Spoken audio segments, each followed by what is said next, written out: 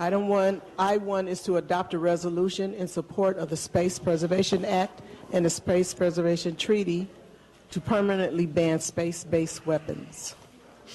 And we have 15 speakers for this item.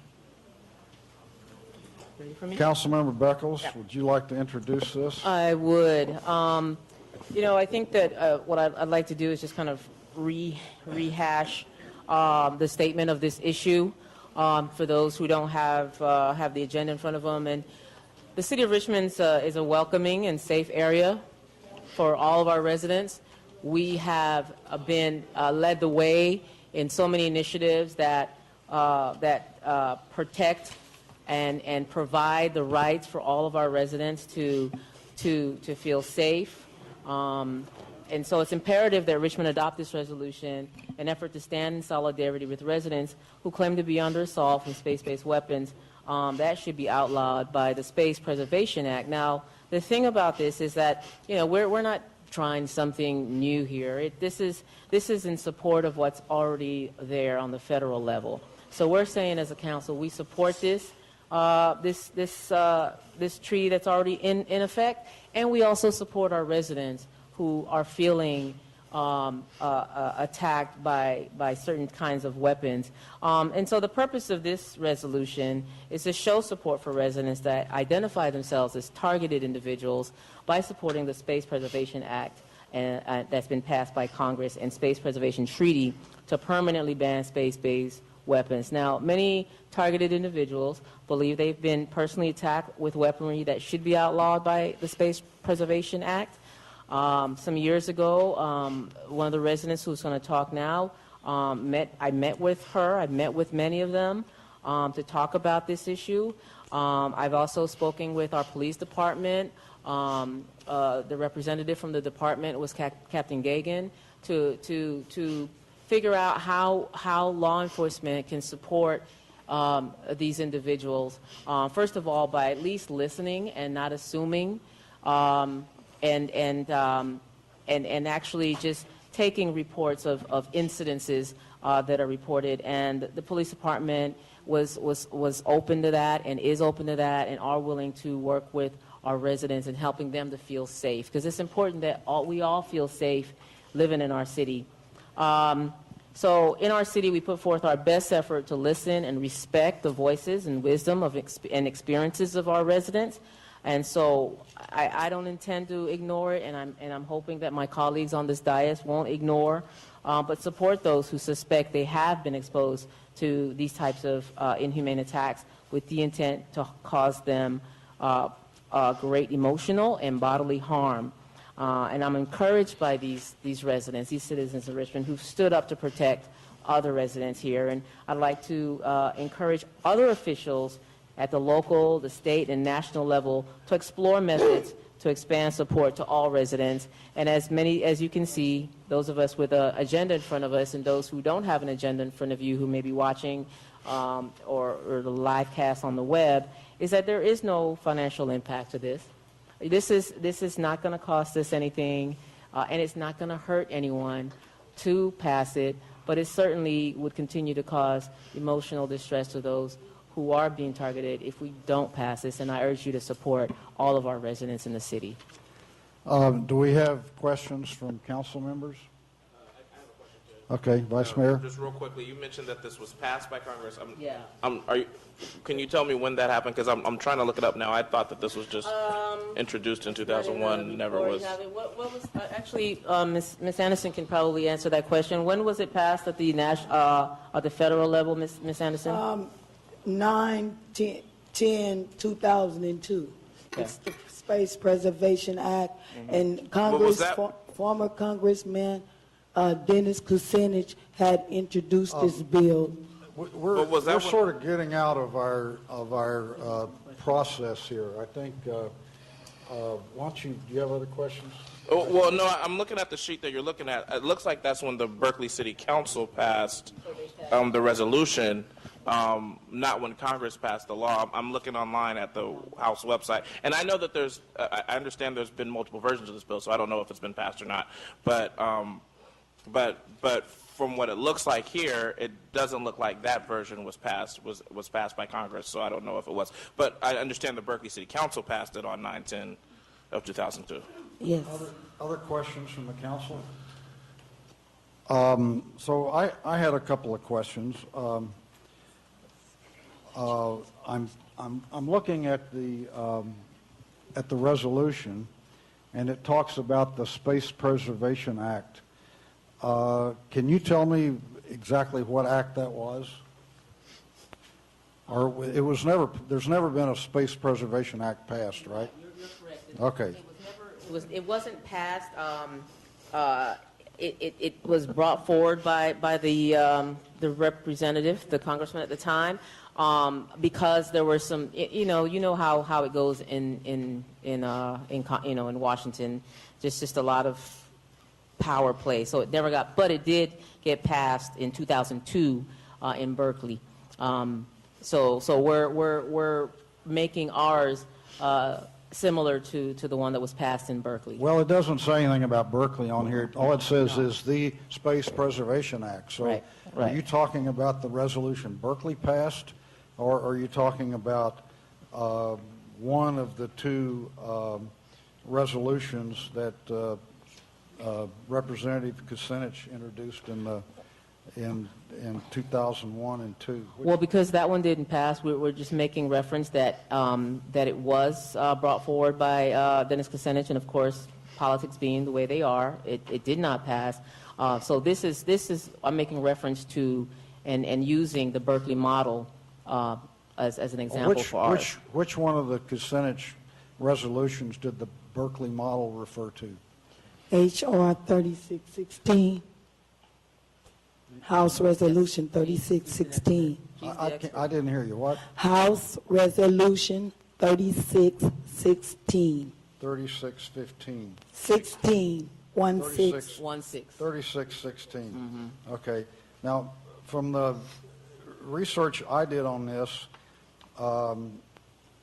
that resolution was substantially different than H.R. 2977. Yes, sir. And significantly, it omitted any reference to chemtrails, particle beams, electromagnetic radiation, plasmas, extremely low frequency or ultra-high frequency energy radiation, and mind control technology. So the question I have is, it seemed to me that it was your intent to include all these in it, right?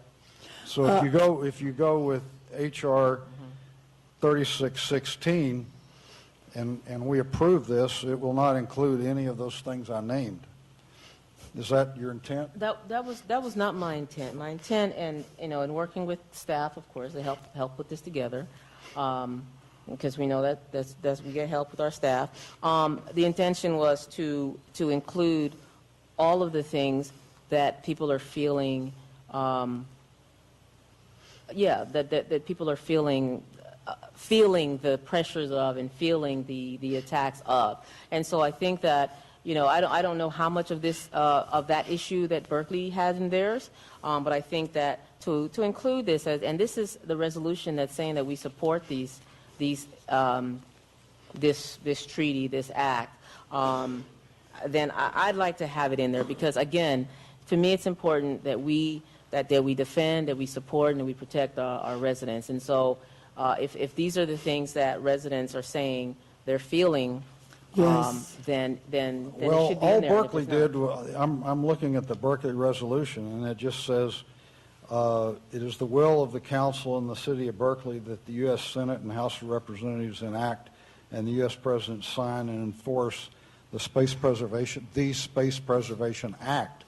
But I'm confused because there were actually two Space Preservation Acts introduced, and I think if we're going to do this right, we need to define which one we're going to support, because they're different.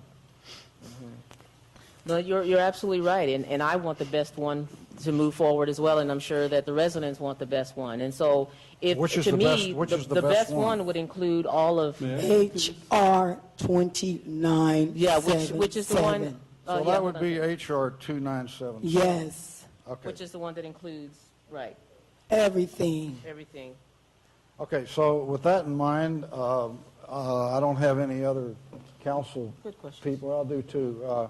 Councilmember, yeah, I got a bunch.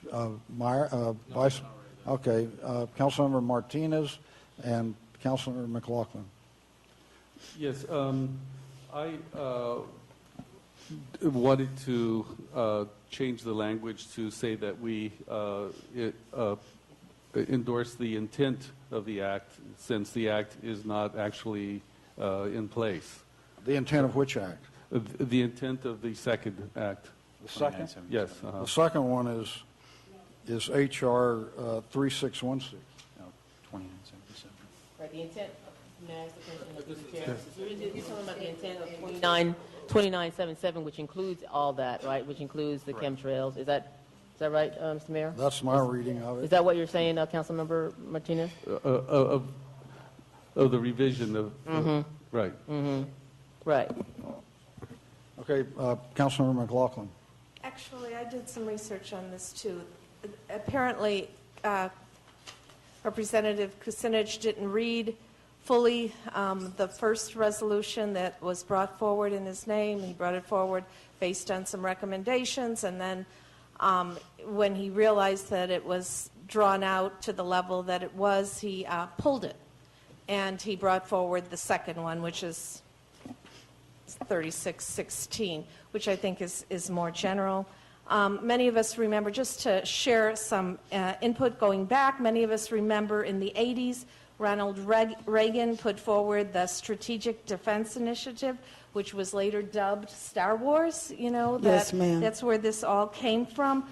Basically, it was to put weapons technology in space as a global shield, as a supposed defense against China and the Soviet Union. It was later, this was seen as infeasible. I mean, many people saw this as the idea of putting weapons in space as insane, and I happen to think that it was a crazy idea, as did the population at large. Then the Clinton administration in 1993 morphed it into the ballistic missile defense, later in 2002, which is currently now the Missile Defense Agency. But also along the way in 2002, Dennis Kucinich introduced this bill, and it's the second one that he fully introduced, 3616, which basically called for a ban on space-based weapons. And then it was, I think it was just introduced. A co-sponsor was Representative Barbara Lee, and at a certain point, this Space Preservation Act that was just introduced was brought to the UN, and a Space Preservation Treaty was linked with it, and actually the UN had previously addressed, established, I guess, the basis for this treaty by saying that they wanted a permanent ban on space-based weapons that passed in the United Nations by 156-0. Then Berkeley supported the 2002 Space Preservation Act and I believe also the Space Preservation Treaty. So that's what Councilmember Beckles is referring to in terms of the resolution that she's brought forward. I don't see how anyone cannot support not having weapons in space when it's clearly been supported by the UN and also been supported, been clearly stated by many experts that it's infeasible, this original Ronald Reagan plan to dubbed as Star Wars. I think the resolution is fine as it is. It basically says, you know, the residents, the well-being of our residents is of importance to us, and it also, you know, it doesn't, you know, state pro or con in terms of what individuals are saying, but it just refers to the fact that our residents deserve, you know, to be protected, and in general, it states that space-based weapons is something that the city of Richmond does not support. Okay, so would you call the public speakers? Speakers are Amy Lee Anderson, Jesse Beltran, Dr. John Hall, Dr. Edward Spencer, Ben Collendenson, Lisa Becker, and Derek Robinson. Amy Lee Anderson. Yes. So could you come to the okay, yes, podium sir. over here to speak, please? Your name?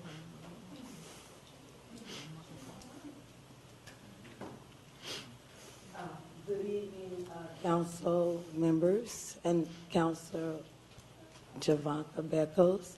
I really want to thank you for not deviating your plan, because I went on your Facebook and I saw why you came in office, and you never deviated your plan. You said as you wanted to first put the community first, and from you doing that, I want to thank you first. And secondly, as a psychologist, a child psychologist, I want to thank you for putting up with some of those unbearable pains I suffered along this way.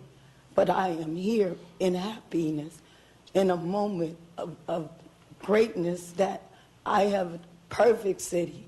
Nowhere in the United States, no targeted individual can get this type of support that I have gotten. We just needed just one person, one city. And because of that, you all are our heroes. And we want to thank you. And I can go on and say much, but we are dying within because of the technology is so sophisticated.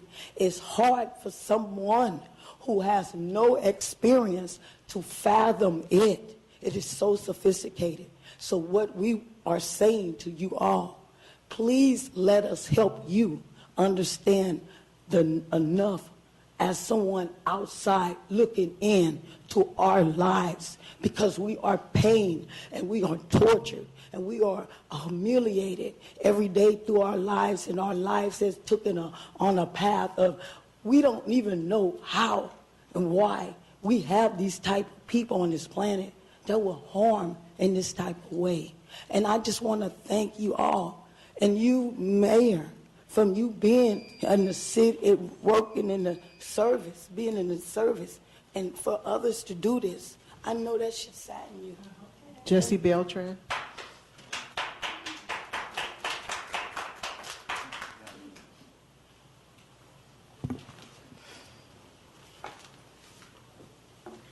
Greetings, Mayor, Vice Mayor, and City Council members. My name is Jesse Beltran. I'm the president of the International Center Against the Abuse of Covert Technologies. Our organization was formed in 2010 in Sacramento, California, for the purpose to bring awareness to the general public and legal systems around the world about serious human rights abuses with regards to the utilization of remote influencing technologies. My colleagues and co-speakers today hopefully will get John Hall, who was the author of Guinea Pigs, Technologies of Control, which have been sent to each of you and signed.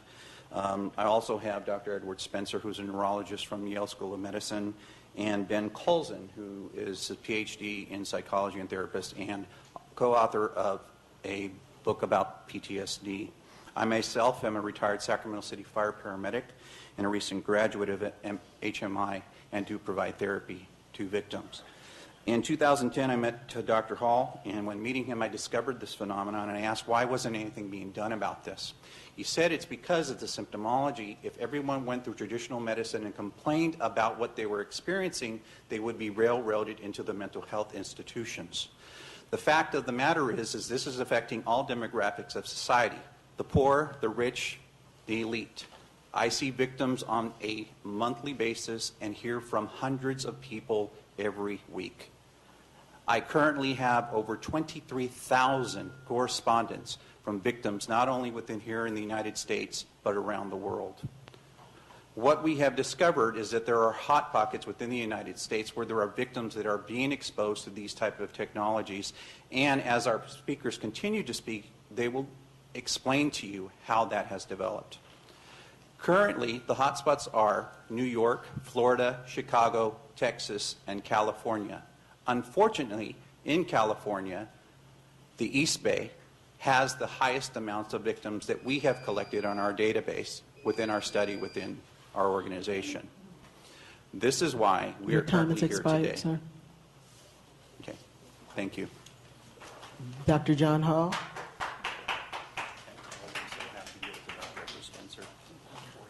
Dr. John Hall.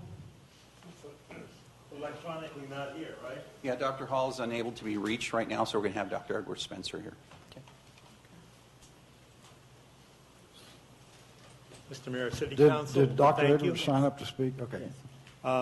Thank you for attacking this very difficult problem. And there are a lot of people around the world, especially in Europe, where I attended a council just recently in November, who thank you. I'm a retired neurologist.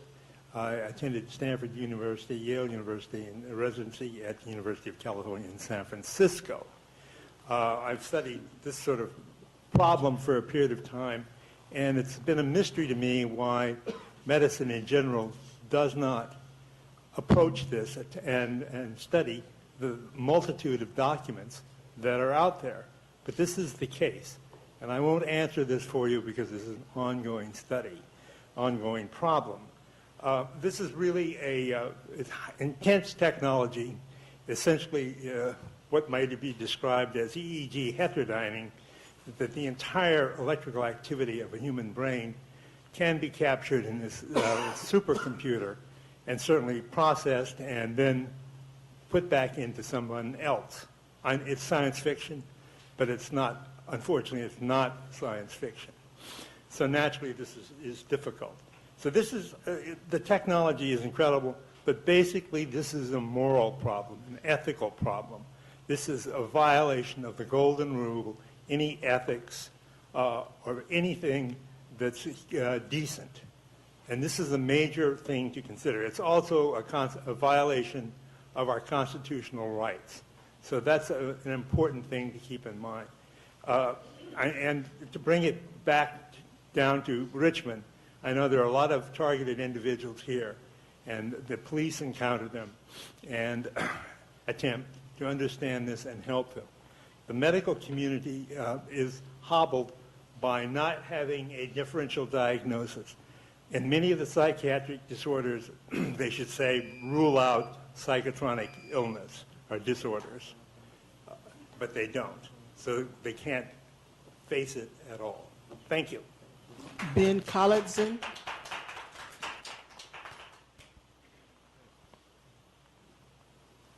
Hi, thank you all. Okay, 2 minutes. All right, let's go.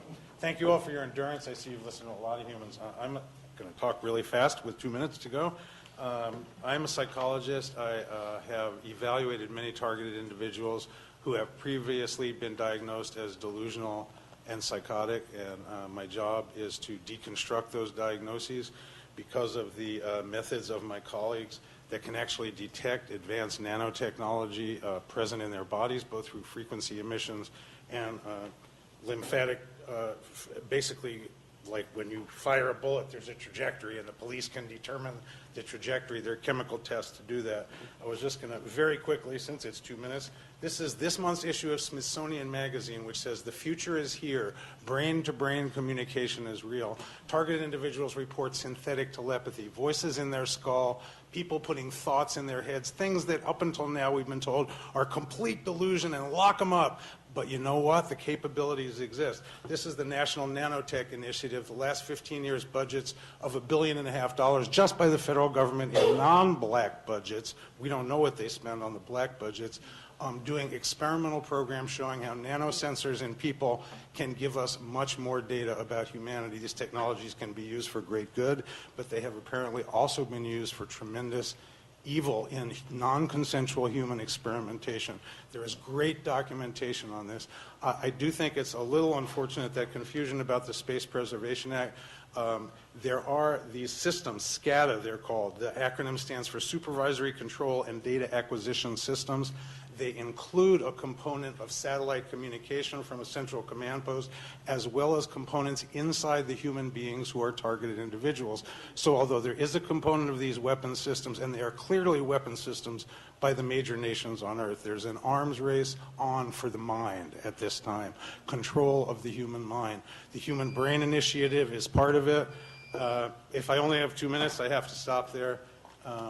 I hope you will listen to these people. They are suffering greatly as non-consensual experimentees. A question really quickly to the speaker. Could you repeat the names of those two references that you gave, the magazines? Could you give me the names of those again, please? The first one, the current issue of the Smithsonian Magazine, the mainstream magazine, which in this month's issue says communicating brain to brain, and this is merely what they are releasing publicly. The majority of the most advanced weapon systems are classified, and we don't know the full capabilities. This is just the supplemental to the president's budget this year's the National Nanotechnology Initiative, and what I didn't get to say in my 2 minutes is the National Registry of Environmental Professionals, which certifies people to do all kinds of environmental quality testing, has just certified SCADA, Supervisory Control and Data Administration Systems, as something that needs to be studied for its environmental impact on on the environment in general. And I am part of the HSCADA task force, how these SCADA systems are impacting human beings. And there are thousands of reports from targeted individuals that crimes are being committed against them. And my intention in coming here tonight was to support their claims so that law enforcement, with as much support from political... I think she asked you the names of the magazines, Oh, so, okay. yeah. So Thank you very much. Lisa Becker. Hi, good evening. My name is Lisa Becker, and I came here from Racine, Wisconsin. I've been a victim of this technology for 14 years. I have been tortured for 14 years. My Justice Department has failed me. My executive branch has failed me. My senators have failed me. My congressmen have failed me. You are the only people in this country that have the courage to even put this on the agenda. That's why I flew all this way, to thank you and to address you. This is torture, and it is enslavement. And any one of these people can tell you the same thing. We have suffered desperately, and I'm sorry if I'm emotional, but I'm very tired.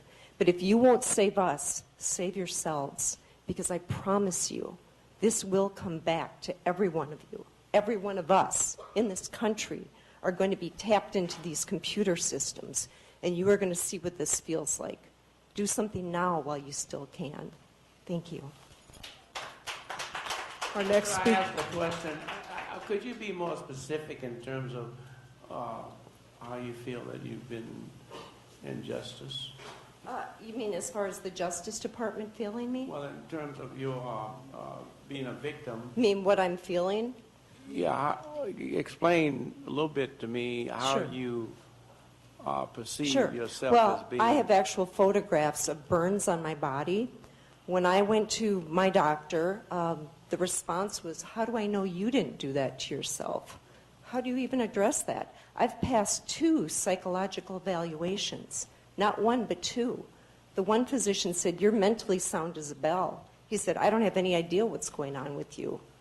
When I go to sleep, when I go to try to sleep, I feel like I'm being lit up like a Christmas tree. I feel every cell in my body just bouncing out of my body.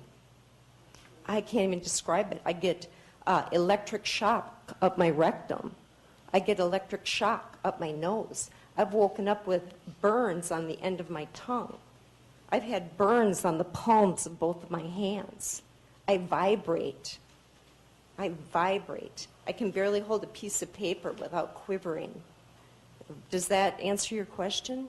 I'm trying to find what's the source of the... The source are these exotic weapons. They talk about, in 2977, they talk about the space weapons, space-based weapons. Basically, in that document, it talks about exotic weapons, and that's what we're talking about. And the fact of the matter is, they did complete that global surveillance network. My cousin worked for the Defense Department. She worked on the global mapping of that system. And when I told her what I was going through, all she could say was, you're on your own.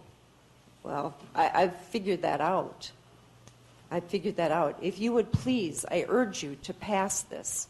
I realize you can't enforce it, but if you would pass it, it might give other communities the courage to do the same thing and show our Defense Department we are not the enemy. We are not to be attacked. We are not terrorists. Most of us are defenseless women. Okay, thank you. Thank you. Our next speaker is Derek Robinson, followed by LaQuisha Baker, Dolores Hall, Kim, Alex, Elizabeth Adams, Robert Swiggin. Please come forward. Derek Robinson.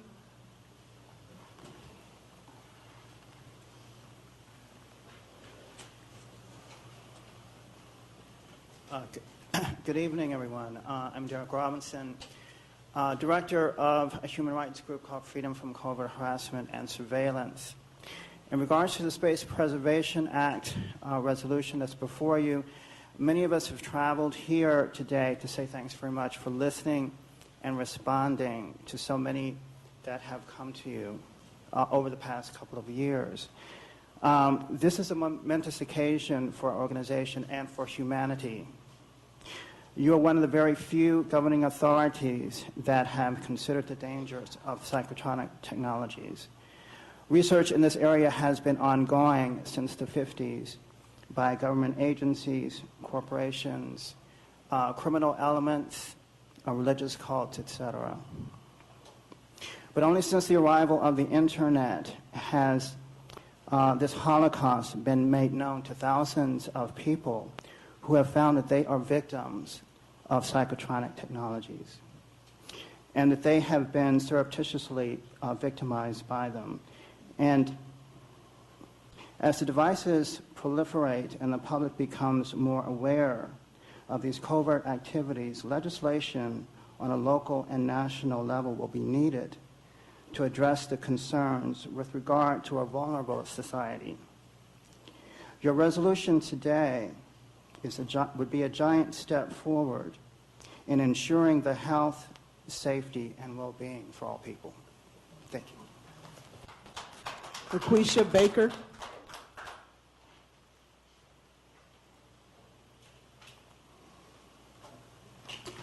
Hello to all the legislators in City Hall, Jovanka, my girl Amy over there. I've been a Richmond resident 40 plus years. I've seen two of my friends try and fight this fight, but their minds are gone and there's no coming back. My mother was a Black Panther. They killed her. She was only 58 years old. And I'm just happy at this moment that somebody in our town, our city, has opened the doors for many people who couldn't make it, didn't make it, and were survivors of it. And I just want to say thank you. Dolores Hall.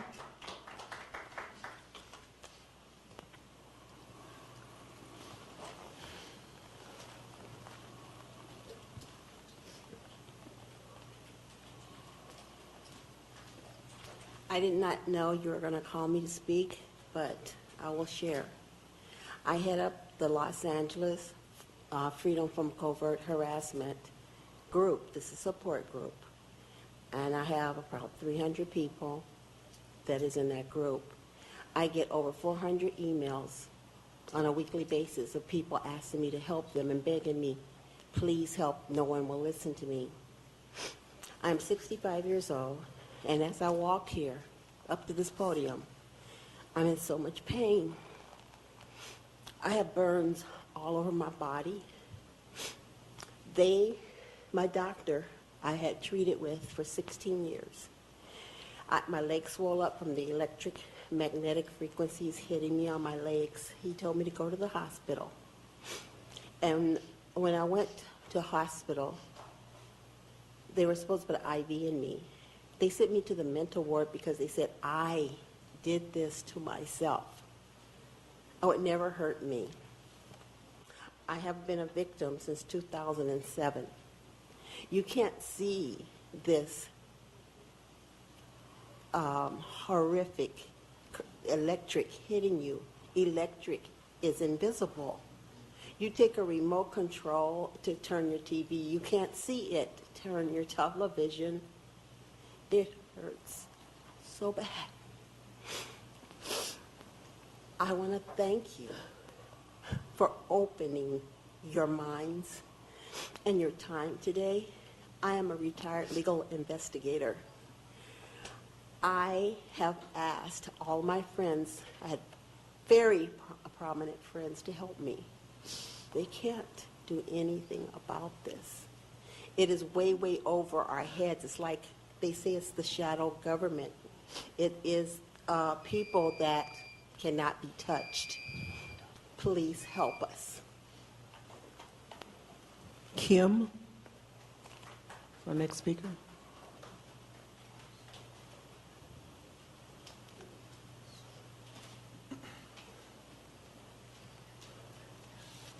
Hello, my name is Kimberly Buckner, and I have been a targeted individual for a very long time. The things I have experienced due to being targeted, they have been unreal. But however, I can personally attest that this is very real indeed. My life has been destroyed in every possible way, and every day has been a struggle for me. I'm very grateful to be before you today due to Amy Anderson's due diligence and to everyone else involved. I thank you, council members, for giving us targeted individuals a chance to speak and to be heard. And I pray that these atrocities will soon be brought to an end. But we need your help. Thank you. Alex.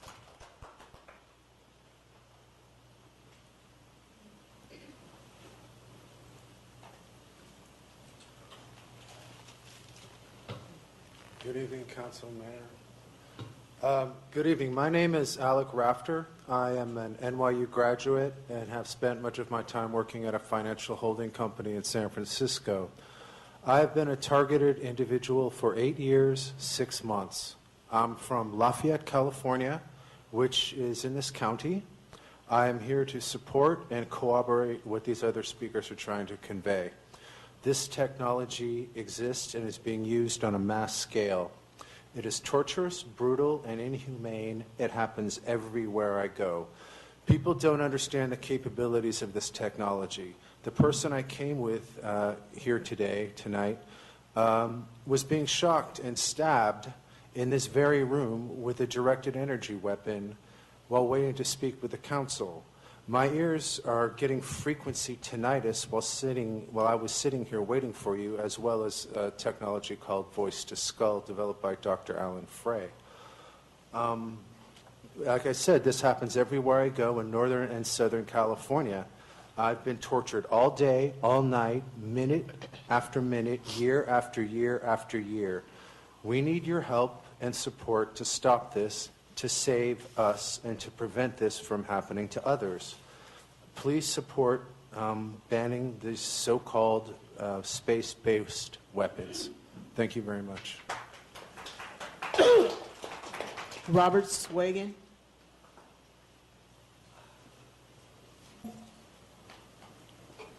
Good evening. My name is Robert Swigan. I live in Modesto, California. I'm here tonight after being targeted for 12 years with direct energy weapons, voice to skull. I wake up in the middle of the night in excruciating pain. There's nobody I could call. There's nobody to help me. You know, I have sometimes suicidal idealization because there's nobody to help. You know, I've been diagnosed schizophrenic and delusional at 53 and 57 years old. You know, I'm a graduate of junior college with a degree in counseling and human service. I commend you people for what you're doing here, and I'm here to support my friends, and I know that this has been very difficult for me and my family. You know, my family. I have 4 children, and one is in prison right now. I suspect he was hit for about 45 minutes, and others will not even talk to me. My family's been fragmented, and I don't tell anybody what's happened to me anymore. It's a dark secret with me. You know, I cannot explain to people what's happening. The police in Modesto are at least talking to me now. They're not taking me down to the mental health facility. I thank you very much for listening to me. Marilyn Langlois.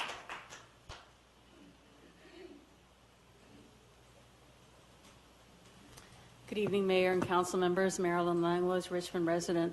I want to thank Ms. Anderson for bringing this topic forward and bringing so many speakers. I urge you to adopt this resolution. As has been said, the original Space Preservation Act was introduced by Congressman Kucinich, co-sponsored by Congresswoman Barbara Lee and Congressman Pete Stark of the Bay Area.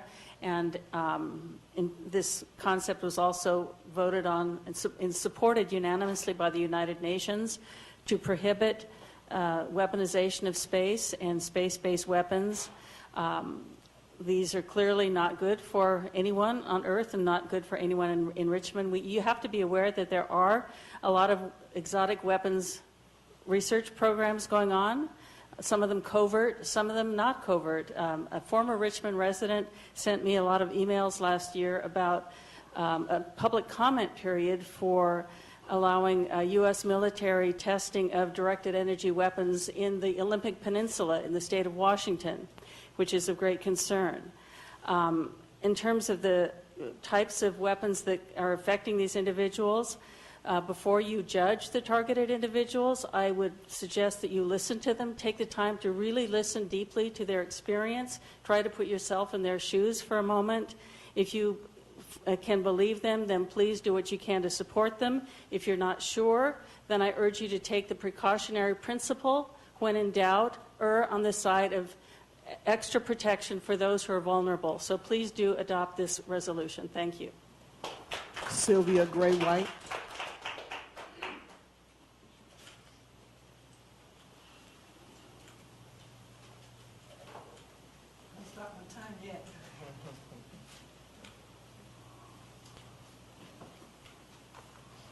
Good evening. My name is Sylvia Gray White, a very long-time Richmond resident. Tonight I'm so thankful and happy that our city is looking up, waking up, and standing up. Approval of this agenda item will make an impact on the whole world and will help us to restore our Mother Earth and our health. The heavy metal toxins falling down on us daily from the chemtrails are done by our military without our approval and knowledge.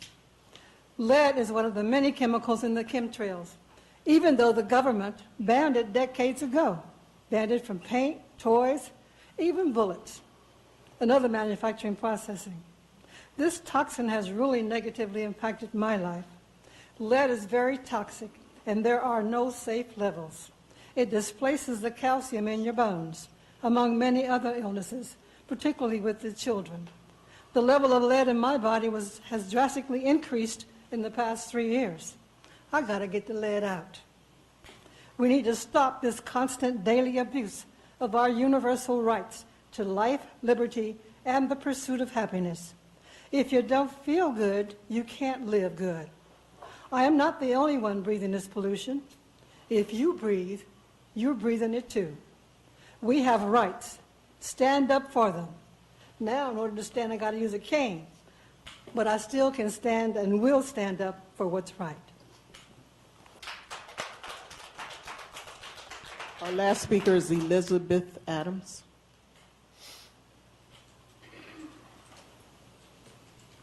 First and foremost, I'd like to pass this cell phone around. This is what electronic burns look like. This is my 6-year-old granddaughter who has been targeted since birth. So can I just walk and show this to you? Give it to the clerk. Yeah, give it to her. You can. Oh, yeah. Be careful that you can see. And this was taken less than 30 days ago when we were at Eden Hospital. That's when you hear of the victim speak of being electronically burned, that is my 6-year-old granddaughter. I am 59 years old. I have 6 grandchildren and 2 great-grandchildren. I first and foremost want to say that I thank God for every one of you. And I mean literally from the bottom of my heart. I thank him for each one of you. I thank God for the blessings that he's going to bring your way just for addressing these issues.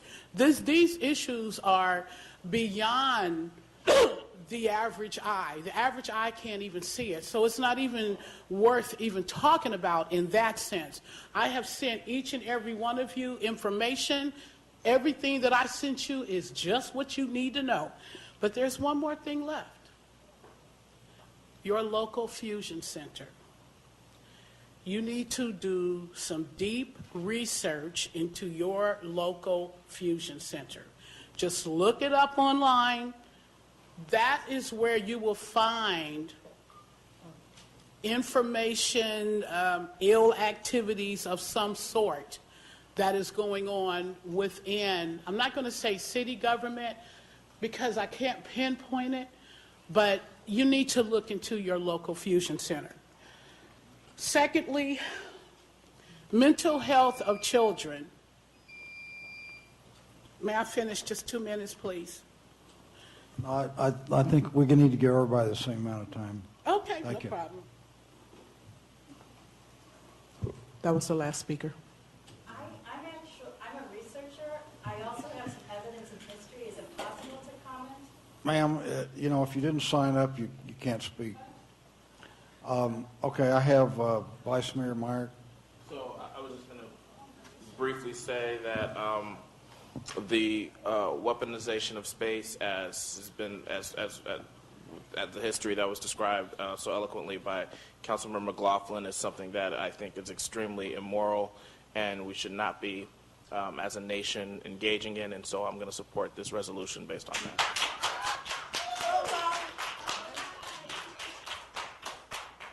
Do we have any other speakers? Okay, hearing none, we have a motion. Is there a motion on the floor? Not yet. I can Okay. make the motion, Okay. sure, that we adopt the resolution that's put before us. Okay, I'll second. Okay, we have a motion, a second. Pinplay has a question or something? Councilmember Pinplay.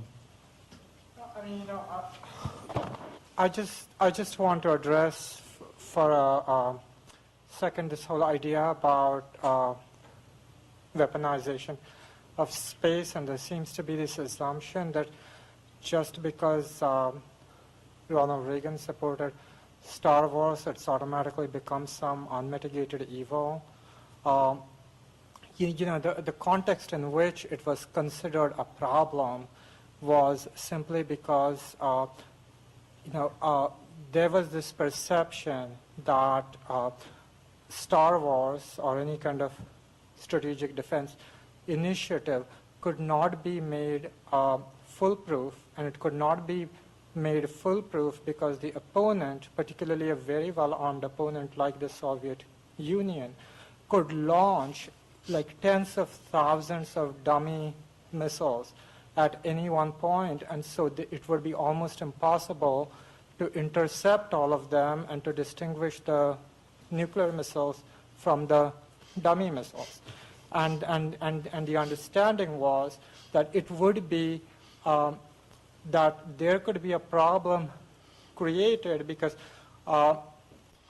based on the overestimation of the effectiveness of Star Wars, namely that America might think that it was too effective and therefore go for a first strike and knock out all the Soviet weapons, or on the other hand, the Soviets might feel it was too effective and go for a preemptive strike beforehand. And it was only in that specific Cold War context that Star Wars was considered a horrible idea.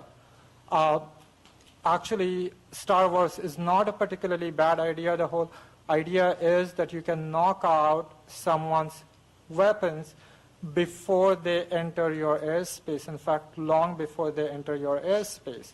And this, for example, was practiced more than 20 years ago in the Gulf War when the Patriot system, a modification of this was used when the Patriot system knocked out some of the Iraqi missiles that were launched at Israel. And it is not just a perfectly valid system, but it is actually a particularly useful system in the time that we have now, where there are nations which are not quite as well armed as the Soviet Union used to be in the 1980s.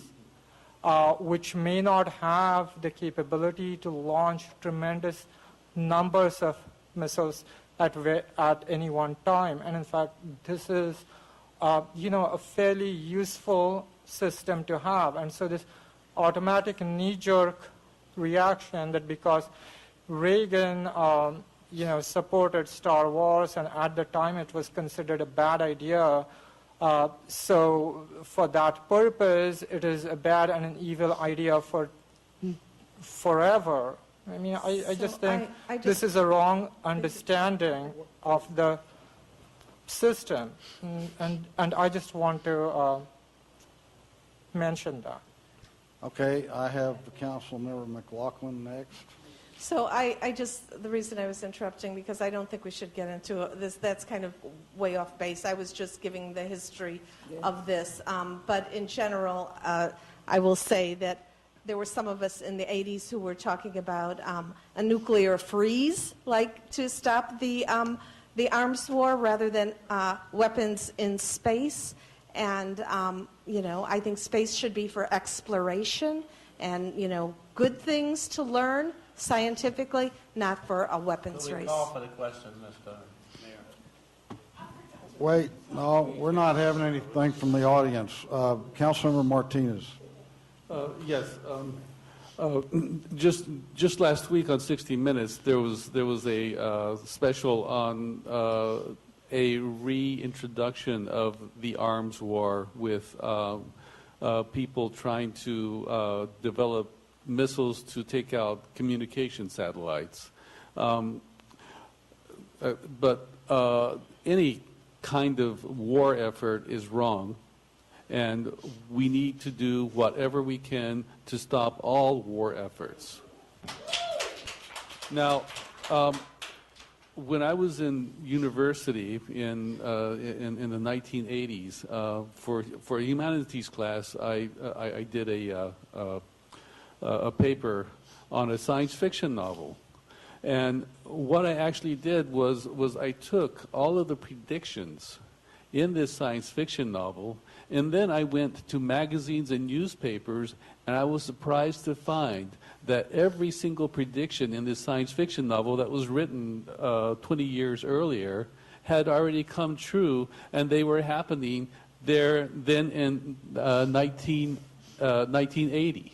So it's easy for me to see that things which are wrong can happen because we have the wrong mindset.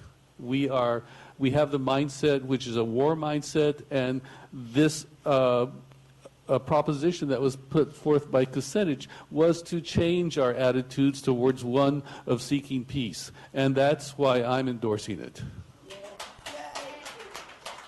Okay, Vice Mayor. Well, I want to say that I do think this debate is it is on topic because this the debate over Star Wars is sort of part of what initiated this, and I think what I would say, and it's been said, is that any sort of, in my view, the idea that we don't have enough tools to kill each other here on Earth, and so that we need to start doing it in space, that just is simply immoral. And, it may be that some wars are unavoidable. That may be true. But whatever we can do to get our country to move away from that mindset and move away from utilizing new methods of war, we should support. So that's why I support this resolution. Okay, if there's nobody else, let's vote. Wait, Councilmember Pimplay? Yes, so the motion before us, does that include these things like chemtrails and stuff? Or no? Well, I think he's bringing up a good point because I'm really confused. I think that the resolution itself is very simple. It simply says, the City of Richmond hereby supports the Space Preservation Act and companion Space Preservation Treaty to ensure that individuals will not be targets of space-based weapons. So I see that. All the testimony I've heard tonight are about targeted individuals. And so, I mean, I'm confused. Is this about space-based weapons, or is it about targeted individuals? And if individuals are targeted, who is targeting them and why? So I just don't understand it. It's simple enough. It's saying that, I mean, and on the therefore, as you read, we are supporting the Space Preservation Act and Companion Space Preservation Treaty. The reason we're doing this is to ensure that individuals will not be targets of space-based weapons, which is what they're saying. Like, all this stuff is high technology. It's, you know, and so that's what we're adopting here. And you know, I think, you know, whether you believe it or not, one thing that was very clear, and I've met with folks a lot around this issue, and some of them I'm just hearing tonight, but even the ones that I heard tonight, like, just out of compassion, from folks are saying, help us, and us supporting this by adopting this resolution, you know, I think it sends out a message that, you know, we sympathize with you, we support you, and the very least we can do is just pass this resolution to make sure that, you know, you feel the support and love and sympathy that you Well, you look, deserve. I sympathize. It's simple. It reads right Okay, there, okay. Mayor. That's all we're trying to pass. Okay, What you see well, before you is what we're trying to pass. Don't I- complicate it. It's simple. So vote it yes or no. I sympathize with everyone who is suffering some kind of affliction. And, but on the other hand, you know, in 1967, the U.S. adopted, or the President signed the Treaty on Principles Governing the Activities of States in the Exploration and Use of Outer Space, including the moon and other celestial bodies. So the U.S. government has acted on this, and they have, and within that particular treaty is a ban on using outer space for military purposes. So I just don't know quite, I just don't understand what we're talking about. Are we talking about the weaponization of space? Are we talking about chemtrails? Are we talking about individuals who are being targeted? If so, by whom and why? Mayor, could I address that, please? I mean, this is, you know, I'm just a dumb city council person, and this is just way, way over my head. And I frankly think that it's sort of way out of the purview of what this city council could be taking up. We've got real problems here. We've got potholed roads. We've got a budget that's out of balance. We've got crime. We've got greenhouse gases. We've got all these things to worry about. And here I'm being asked to support a resolution that deals with things like chemtrails and particle beams and plasmas and mind control technologies. I just don't know enough about it. If I were an expert, I'd probably take a side, but I'm not.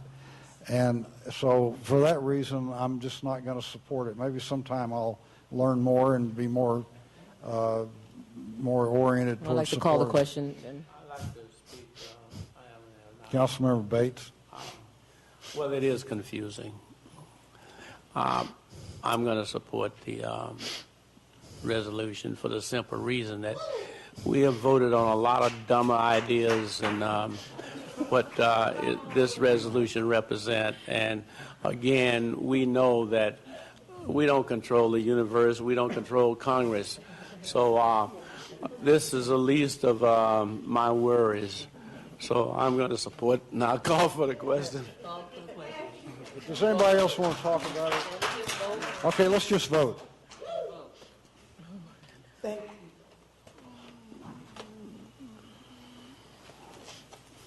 Councilmember Pimplay? No. No? No. The motion passes with Councilmember Pimplay voting no and Mayor Butt voting no.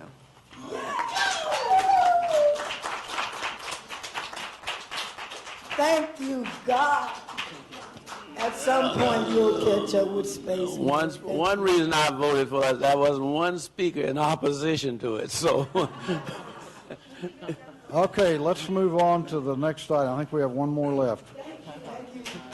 Item J1 is to direct the city manager to work with the city clerk to develop a schedule to make the agenda packet available to the public 7 days prior to the city council meeting. More stupid than this. Yeah, let them go on that. They spend here, they spent the time, give them a vote.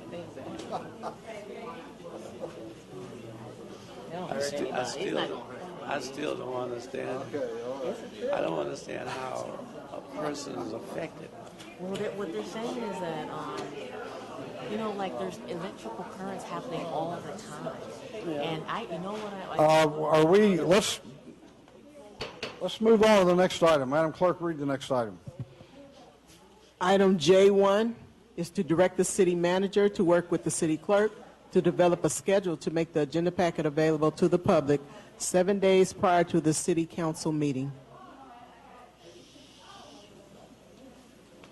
Okay, this is, whose item is this?